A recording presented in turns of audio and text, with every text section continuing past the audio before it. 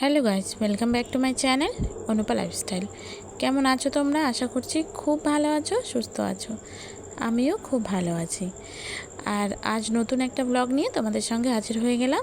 আজ বৃহস্পতিবার, তো আজ ভাবছি সকাল থেকে যাটা করছি সবটা তোমাদের সঙ্গে শেয়ার করি।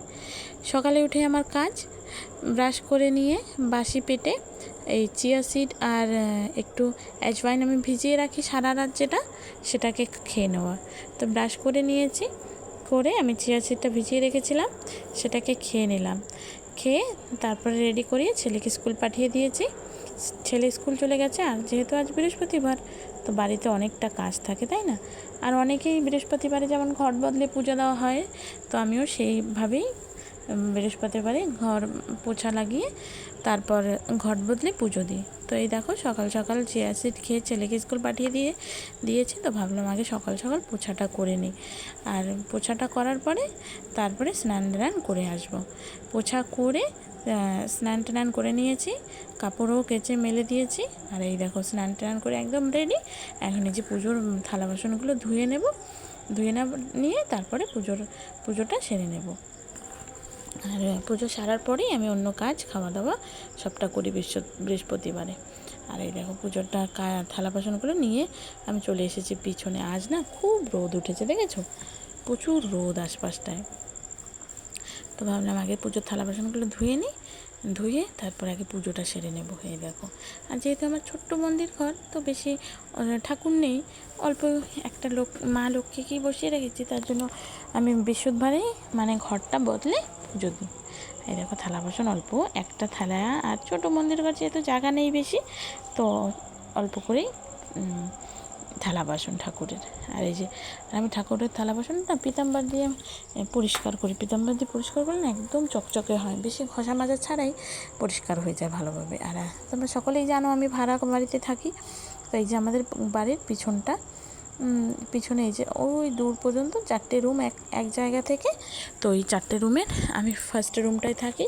তো এই পিছনের জায়গাগুলোও না ভাগ করা, মানে যার ঘরের সামনে যেটুকু জায়গা আছে তার সেটুকু জায়গা। তো আমার এইটুকু জায়গা আমার ঘরের সামনে।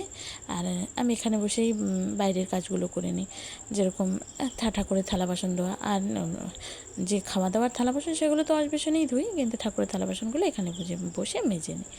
আর এই দেখো, পিছনে একটা ড্রাম আছে, সেখানে জল ভরে রেখেছি। যেহেতু এখন রোদ্রের সময় আসছে, তো এখন জলের কষ্টটা একটু হবে এখানেও। আর আমি যেহেতু একটু বাজারের মধ্যে থাকি, মানে গ্রাম এলাকা না, একটু বাজারের মধ্যে, তো এখানে মিউনিসিপ্যাল এরিয়া, তো এখানে জলের কষ্ট অনেকটা বেশি হয়। প্রতি বছর যখন রোদ আসে তখন প্রায় 4-5 দিন পর জল আসে। তো তার জন্য না জলটা মানে আমাদের এরকম ব্যবস্থা করে রাখা আছে যে এক একটা ঘরের জন্য এক একটা 500 লিটারের সিনটেক্স রাখা আছে। তো 500 লিটার জল দিয়ে তোমাকে 2-3 দিন ব্যবহার করতে হবে। 500 লিটার জল দিয়ে তোমার সবটা ওই 500 লিটার জলের মধ্যেই করতে হবে। তো অনেকটা জল কম খরচা করতে হয়, নাহলে জল পাওয়া যাবে না। আর যেহেতু এখানে সেরকম কুয়ো বা নালা নেই, তার জন্য জলের আর অন্য কোনো ব্যবস্থাও নেই। যদি তারপরেও আমাদের বাড়তি জল লাগে, তাহলে সেটা তো কিনেই আনতে হবে। আর কিনে আনলেও রাখার সেরকম জায়গা নেই। তার জন্য ওই 500 লিটারের মধ্যেই আমাদের ইউজ করতে হয় জল।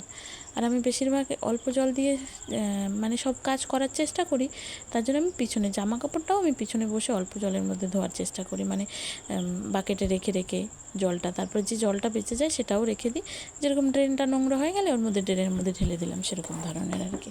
মানে একটু জল ফেলতেও ভাবতে হবে আমাদের, কেন কি জল যখন রোদ হয় না, তখন অনেকটা প্রায় 5 দিনের পরেও জল দেয়। তো বুঝতেই পারছো, 500 লিটার জল 5 দিন দেওয়া মানে অনেকটা লেট। আর এই যে আমার ছোট্ট মন্দিরটা দেখে নিয়েছো। আর আমি থালা বাসন টাসন ধুয়ে নিয়ে চলে এসেছি ঠাকুরের। এবার পুজোটা দিয়ে দেবো। আর আমার মন্দিরটা একটু উঁচুতেই রাখা আছে, নিচে সেরকম জায়গা নেই, তার জন্য উঁচুতেই রেখে দিয়েছি। তার জন্য উঁচুতে রেখে, আর বেশি বড় না, ছোট্ট, যেহেতু ভাড়া ঘর বাড়িতে থাকি। নিজের বাড়ি থাকলে তো আলাদাভাবে বানায়, আলাদাভাবে রুম রাখে পুজো, তাই না? তো আমার তো সেরকম অপশান নেই। তার জন্য আমি হল রুমে ছোট্ট করে এক সাইডে একটা ছোট্ট মন্দির ঘর রেখেছি, সেখানেই পুজো করি। তো আমার পুজো হয়ে গেছে। আর যেহেতু সকাল থেকে কিছু খাইনি, তো এখন চলে এসেছি। ভাবলাম আগে একটু চা খেয়ে নেবো। আর যাওয়ার সময় আমার হাজব্যান্ড এসেছিলো ছেলেকে নিতে, তখন আমাকে গুল্লি আর বড়া দিয়ে গেছে। গুলি বলতে যে আটা দিয়ে বানানো হয় না সেগুলো, ওই গুলি আর বড়া দিয়ে গেছে, বলেছে এটা তুমি খেয়ে নিও। তো বললাম ঠিক আছে, আগে পুজোটা দিয়ে নেব তারপরে খাবো। তো সবাই চলে গেছে, আমিও রেখে দিয়েছিলাম। তো এখন ভাবলাম ঠিক আছে চা বানিয়ে নিই, চাটা বানিয়ে তারপরে নাস্তাটা করে নেবো। নাস্তা করার পরে অনেকটা কাজ আছে, যেরকম রান্না ওই সব কাজগুলো তো আছেই। তো আর অনেক দিন পর না, আজ কাল ছেলের ছুটি আছে, তোর বাবাকে বললাম একটু বাবার বাড়িতে যাবে, দেখি যায় কি না, যদি যায় তাহলে তো খুশি হয়ে যাব। তো সেটা ভেবে ভেবে কাজ করছিলাম, তার মধ্যে ওর বাবা ফোন করেছিলেন, তো বললো হ্যাঁ যাবো, তোমার বাবার বাড়িতে নিয়ে যাবো তোমাকে। তো আরও খুশি হয়ে গেলাম। আর এদিকে তোমাদের সঙ্গে কথা বলতে বলতে আমার এই দেখো জলটা ফুটে উঠেছে, আর এর মধ্যে দিয়ে দেবো এখন চা পাতা দিয়ে আর একটু ওয়েট করবো। আর আমি না কাল রাতে না মাছের তরকারি রান্না করেছিলাম, তো সেটা একটু রয়ে গেছে। তো সেটা কি ভাবছি, এই চা করতে করতে সেই মাছের তরকারিটা একটু গরম করে নেব। তো আমার চা প্রায় কি হয়েই গেছে। এই দেখো চাটা আমি উঠিয়ে রেখেছি এখানে, একটু ঠান্ডা হলে যে তো ছাঁকনিটার আর দরকার হবে না, চাটা একটু রেখে দিলে তখন দেখো না যে চার পাতাটা সেটা নিচে পড়ে যায়। আর এই দেখো কালকের রাতের তরকারিটা একটু বেঁচে ছিল, সর্ষে বাটা করেছিলাম, তো সেই সর্ষে বাটাটা ছিল, তো আমি ভাবলাম একটু গরম করে নিই, সকাল থেকে যেহেতু গরম করা হয়নি, তো একটু গরম করে নিই, দুপুরে এটা দিয়েই হয়ে যাবে আমাদের। আর আমরা দুজন, আর ছোট ছেলে অত সর্ষে বাটাটা পছন্দ করে না, তো আমরা দুজন খেয়ে নেব এটা দিয়ে। আর ভাবছি একটু মাছ ভাজা করব, দেখা যাক কী করি। আর এই যে চাটা হয়ে গেছে, এখন চাটা ঢেলে নিয়ে এখন প্রায় কটা মতন বাজে, 9টা মনে হয় বেজে গেছে, 9টা মতন বাজে। তো ভালো সবজিটা গরম করে নিই, গরম করে চা হতে হতে আমার চা মানে একটু ঠান্ডা না হলে তো চা খাওয়া সম্ভব না, তো একটু ঠান্ডা হতে হতে আমার সবজিটাও গরম হয়ে যাবে। সবজিটা গরম বসিয়ে আমি চলে গেছি, আমি বলি একটু টিভি দেখতে দেখতে চাটা খেয়ে নেবো। চলো টিভির কাছে যাওয়া যাক।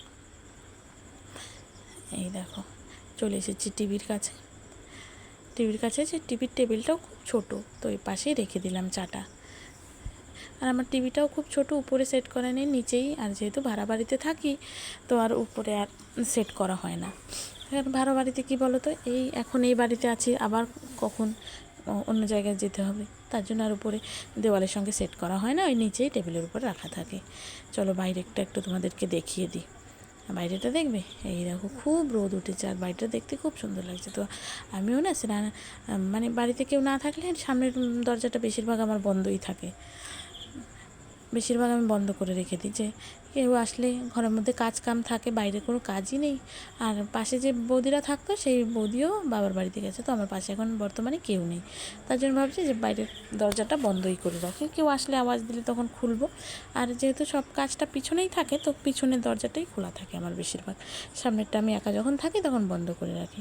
তো ভাবলাম অনেক দিন টিভি দেখা হয় না, তো ভাবলাম একটু চা খেতে খেতে একটু টিভিটা দেখে নিই, দেখা যাক কী হয়। সিরিয়াল দেখার সেরকম আমার কোনো নেশা নেই, কিন্তু কোনো সময় একটু সময় পেলে দেখে নিই। আর যেহেতু বেশিরভাগ টিভিটা ছেলেই দেখে কার্টুনের জন্য, আর এই দেখো অনেক দিন পর একটু টিভিটা চালালাম, দেখি ওই অনেক আগের একটা মিঠাই সিরিয়াল হতো, যেটা এখন বর্তমানে শেষ হয়ে গেছে, সেই মিঠাই সিরিয়ালটা হচ্ছে। তো আমিও কিছু সময় একটু দেখে নিলাম সিরিয়ালটা, দেখে চা খাচ্ছিলাম, বলে চা খেয়ে নিই, তারপরে আবার দেখবো দুপুরবেলা কী রান্না করায়। চা খেতে খেতে অনেকটা সময় হয়ে গেছে টিভি দেখতে দেখতে, এবার চলে এসেছি রান্নার কাছে। আর যেহেতু বলেছে বাবার বাড়িতে যাব, তো ভাবছি বেশি ভাত রান্না করব না, আর আমি একটু লেটে রান্না করলে দুবেলার ভাত একসঙ্গে রান্না করে রাখি। যেহেতু বাড়িতে কেউ নেই, মানে শ্বশুর শাশুড়ি তো থাকে না আমার সঙ্গে, ওনারা ডিগলিপুরে থাকে, তার জন্য ভাবছি যে ঠিক আছে এখানে আমি আর হাজব্যান্ডের একবার খাওয়া যাবে সেরকম একটু ভাত রান্না করে নেব। কারণ কি বিকেলবেলা বাবার বাড়িতে যাব ভাবছি, তার জন্য ভাবছি। আর এই যে একটু দুধ ছিল, সকালবেলা ছেলেকে দুধ কর্নফ্লেক্স বানিয়ে দিয়েছিলাম, তো একটু দুধ ছিল, তো দুধটা ফ্রিজে ভরে রাখলাম, কারণ কি এখন এই বেলা আর খাবে না দুধ। আর বিকেলবেলা একটু দুধ কর্নফ্লেক্স খায়, কিন্তু আজ তো বিকেলবেলাতে মামার বাড়িতে যাওয়ার আছে, তার জন্য ভরে রেখেছি। আর এই যে তরকারিটা গরম করে রেখেছিলাম, সেটাকে একটা এই বাটির মধ্যে নিয়ে এটা রেখে দিই। তো ভাবলাম যে এই তরকারিটা যখন আছে, তো একটু মাছ ভাজা করে নেবো আর ভাত, বাস এটাই আমাদের দুপুরে হয়ে যাবে, আর দরকার হবে না। দেখো তো আমি সাজিয়ে রেখে দিলাম, ওটা গুছিয়ে রেখে দিলাম, এবার মাছ আর যে ছোটো ছোটো মাছগুলো আছে যেগুলো ধরে এনেছিল, আর আগের ফ্রিজে মাছ ছিল আগে দিয়েই, তো আর একটু ধরে এনেছিল মাছ, তো ভাবছি সেই ঠিক আছে সেই মাছটাকেই এখন ভাজা করে দেবো। ওই মাছটা ভাজা করলে হয়ে যাবে আমার মাছ ভাজা, আর একটু সর্ষে বাটা আগের আছে তো সেটাই করে নেবো। তার মধ্যে কিছু ওই রান্না করতে করতে কিছু এঁটো বাসন হয়ে গেছিলো, তো আমি আবার সঙ্গে সঙ্গে এঁটো বাসনগুলো মেজিয়ে রাখি। সবসময়ই আমি এঁটো বাসন বেশিরভাগ ওয়াশ বেসিনে রেখে দিই না, মেজে নিই।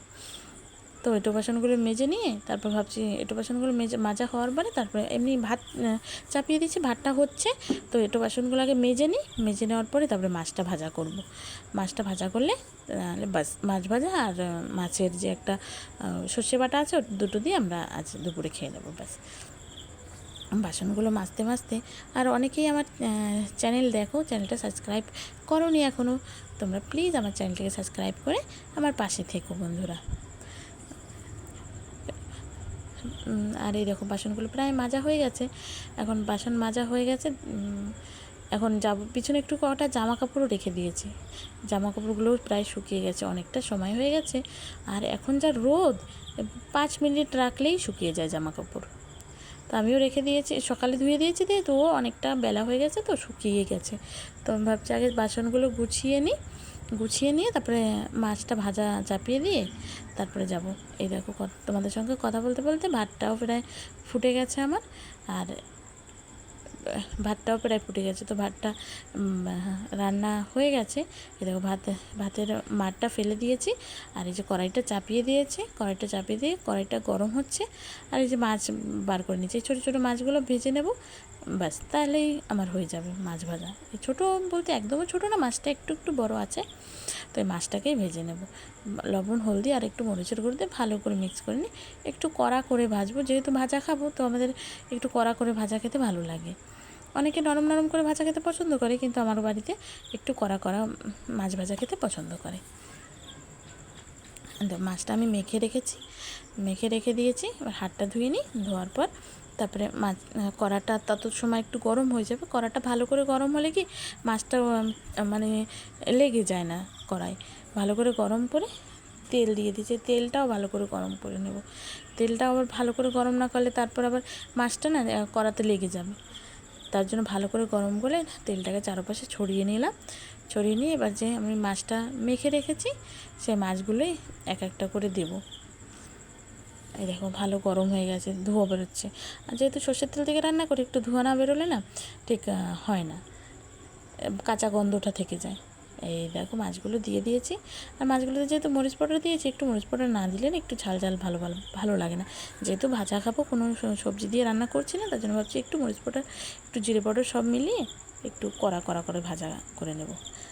এই মাছ ভাজাটা বসিতে দিয়ে দিয়েছি, মাছ ভাজা বসাতে। আর আমি ওয়াশ বেসিনে বেশিরভাগ উষ্টা যে এঁটো বাসনগুলো হয় সেগুলো রাখি না, তো একটা প্লেট হয়েছে, ভাবলাম প্লেটটাকে ধুয়ে রেখে দিয়ে তারপরে দেখবো বাইরে জামা কাপড়গুলো শুকিয়েছে কি না। এই দেখো জামা কাপড়গুলো কিছু শুকিয়েছে আর কিছু এখনও শুকায়নি ভালোভাবে, তো ভাবলাম যেগুলো ভালো করে শুকায়নি সেগুলো একবার উল্টো করে দিই, আর যেগুলো শুকিয়ে গেছে সেগুলো একবারে তুলে নিই। কারণ কি একটু রোদ থাকতে তুললে না বা জামা কাপড়টা একটু গরম থাকে, তো ভাঁজ করতেও ভালো লাগে আর পরতেও ভালো লাগে। আর অনেকটা বিকেল হয়ে গেলে সেই জামা কাপড়গুলি সেই ঠান্ডা হয়ে থাকে, তার জন্য ভাবছি গরমে উঠিয়ে নিই। আর এদিকে বাবার বাড়ি যাবো শুনেছি, সেটারও একটা আনন্দ। তা ভাবলাম যে ফটাফট করে কাজগুলো একদম গুছিয়ে রাখবো, মানে সব কাজগুলো গুছিয়ে রেখে তারপরে যাব, নাহলে কিছু কাজ আবার থেকে গেলে আবার এসে সেটা করতে হবে। তাই ভাবলাম একবারে কাজগুলো গুছিয়ে নিই। দেখি ওর দিক দিয়ে এসে দেখি মাছগুলো আমার প্রায় এক পাশ ভাজা হয়ে গেছে, তো ভাবলাম একটু পাল্টে নিই। জামা কাপড়টা হাতে নিয়েই আগে মাছটাকে পাল্টে দিলাম। এই দেখো মাছটাকে পাল্টে দিয়েছি। এবার জামা কাপড়গুলো নিয়ে চেয়ারে রেখে দেবো, চেয়ারে রেখে সেগুলো আবার ফোল্ড করতে হবে, ভাঁজ করে না রাখলে সে যে যার জন্য উঠিয়ে এনেছি গরম সেটাই তো থাকবে না, তো ওগুলোকে ভাঁজ করবো। আর আজ না হাজব্যান্ড মানে নিয়ে এসেছিলো আমার ননদের ঘর থেকে সজনা ফালি, দেখো কতগুলো সজনা ফালি নিয়ে এসেছে। তো সজনা ফালি আবার পাঠাবো কাকিমাদের বাড়িতে, দেখি কে নিয়ে যায়, কখন নিয়ে যায়। আর এদিকে দেখো আমার মাছ ভাজাও প্রায় কমপ্লিট হয়ে এসেছে। একটু কড়া করে ভাজবো, তার জন্য একটু কম আঁচ দিয়ে মাছ ভাজাটা চাপিয়ে দিয়েছি। আর তোমরা কোথা দিয়ে আমার ভিডিও দেখো অবশ্যই কমেন্টসে জানিও। আমার ভিডিওগুলি যদি তোমাদের ভালো লাগে তাহলে অবশ্যই চ্যানেলটিকে সাবস্ক্রাইব করো। এই দেখো মাছগুলো প্রায় ভাজা হয়ে গেছে, পাল্টে নেব। এই